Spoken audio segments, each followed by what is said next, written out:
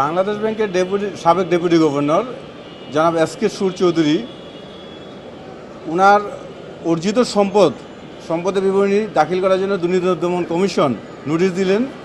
নোটিশের পাওয়ার পরে উনি নোটিশের কোনো জবাব দিলেন না, অর্থাৎ সম্পদ বিবরণী দাখিল করলেন না।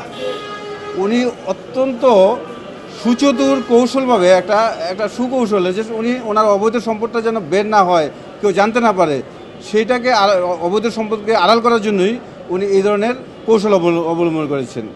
যেই মামলাটার বিচার শেষে বিজ্ঞ বিশেষ জজ আদালত 2 আজকে রায় ঘোষণা করেছেন।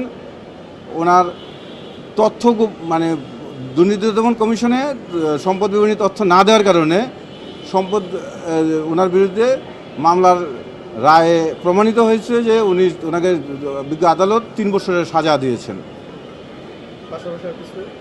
না, শুধু 3 বছর সাজাই ঘোষণা দিয়েছেন বিজ্ঞ আদালত। না, ওনার তো কোনো সম্পদ বিবরণী এই মামলায় উনি দেখানই নেই। উনি ইচ্ছাকৃতভাবে গোপন করছেন যে ওনার কোনো সম্পদ নাই আজিজ এরকম।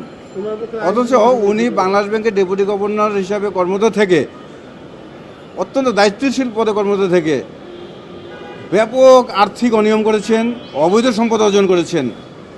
আমরা বিভিন্ন সূত্রে জেনেছি ওনার ব্যাপক অবৈধ সম্পদকে গোপন করার জন্য, আড়াল করার জন্যই উনি এই কৌশলকে অবলম্বন করেন।